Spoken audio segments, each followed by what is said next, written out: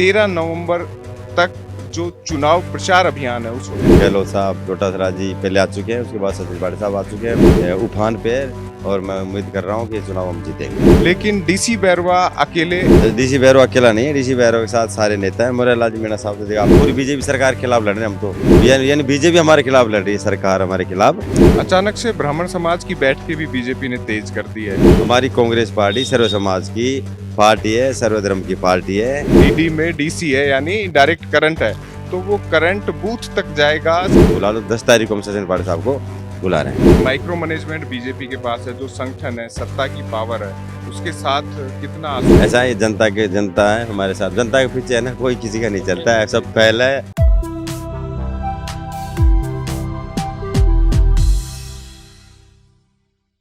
दौसा में अब चुनाव डोर टू डोर कैंपेन तक आ गया है। डीडी बैरवा यानी डीसी बैरवा और सचिन पायलट ने यहाँ बताया कि डायरेक्ट करंट वाले बैरवा हमारे साथ हैं।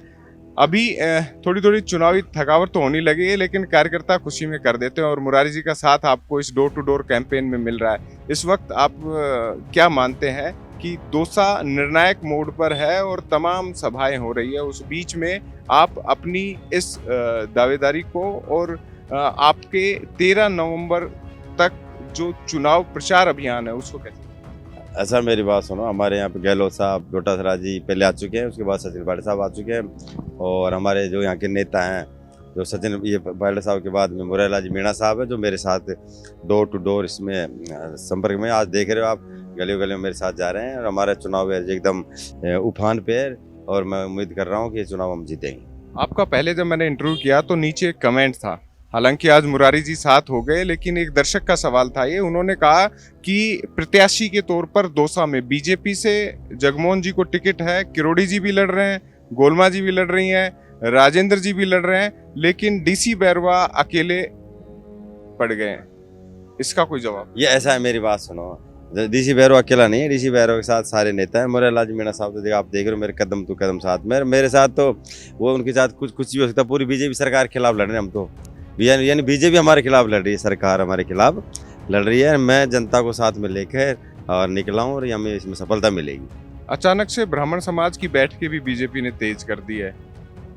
ऐसा मेरी बात सुनो, हम ये जातिवाद के पार्टी नहीं है हमारी कांग्रेस पार्टी सर्व समाज की पार्टी है, सर्वधर्म की पार्टी है।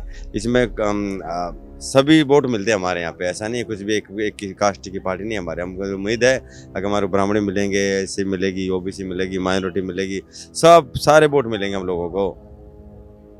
लेकिन मैंने कहा बैठकें तेज कर दी है, इसके दौसा में राजनीतिक मायने है, क्योंकि कहते हैं दौसा के ब्राह्मणों में परशुराम बसते हैं और वो फरसा कहीं भी चला देते हैं। आपको लगता है आपके पक्ष में चलेगा? ऐसा मेरी बात सुनो, देखो ऐसा है, हम तो परशुराम जी से भी उम्मीद है, हमको तो शंकर भगवान से भी उम्मीद है। हम जय श्री राम के नारे लगा रहे हैं, ये देखो आप, मैं देखो, ये क्या बात कर रहे हो, यही लगाते हैं हम ऐसा है क्या? तो सीएम साहब भी राधे जी का।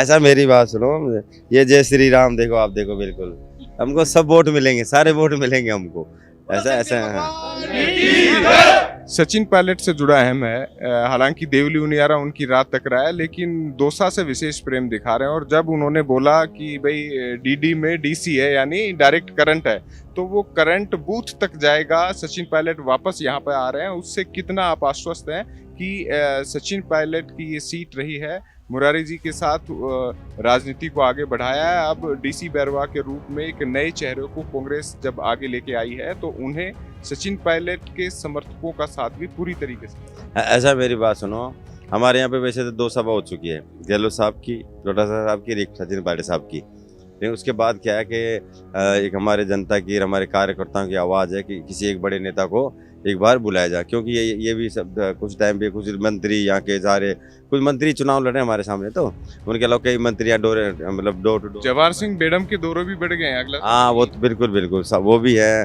उनके अलावा खुद किरोड़ा मंत्री है ही, बाकी उसके अलावा कई अभी उनके बहुत प्रोग्राम बना है, जो सीएम भी आएंगे, काफ़ी लोग उनके राष्ट्र के नेता भी आएंगे।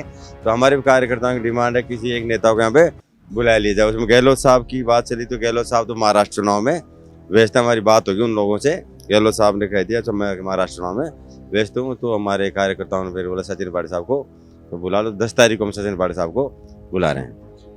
तो 11 तक प्रचार का दिन है, हालांकि कितने गांव कवर हो गए हैं अभी तक? हम तो ऐसा हम पूरे गांव कंप्लीट है, हमारा कुछ थोड़ा बहुत शहर है जो हम 1-2 दिन में निपट लेंगे। फिर हमारे चुनाव की जो व्यवस्थाएं हैं, जो मैनेजमेंट, जिसको मैनेजमेंट बोलते हैं, बूथ स्तर से लेकर वो उसमें लग जाएंगे। हम कल से लग जाएंगे। आज पहली बार चुनाव लड़ रहे हैं इसलिए सवाल पूछा, हालांकि साथ मुरारी लाल जी हैं, लेकिन फिर भी जो माइक्रो मैनेजमेंट बीजेपी के पास है, जो संगठन है, सत्ता की पावर है, उसके साथ कितना आश्वस्त आप? ऐसा ही जनता है हमारे साथ। जनता के पीछे है ना, कोई किसी का नहीं चलता है, सब पहले है। और आप रिजल्ट देखना, ऐतिहासिक रिजल्ट आएगा।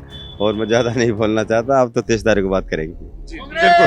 तो ये थे डीसी बैरवा और तमाम डोर टू डोर कैंपेनिंग पे निकले हुए हैं और दौसा की राजनीति के चुनाव को दिलचस्प जरूर कर दिया है। हालांकि चुनावी दौर में ये उनसे दूसरी मुलाकात है और इस दूसरी मुलाकात के बीच में चुनाव का बहुत सारा रंग, बहुत सारा पानी बह चुका है। खैर, अंतिम फैसला 13 नवंबर को है। राजस्थान चौक यही कहता है, मतदान के लिए अवश्य जाइएगा।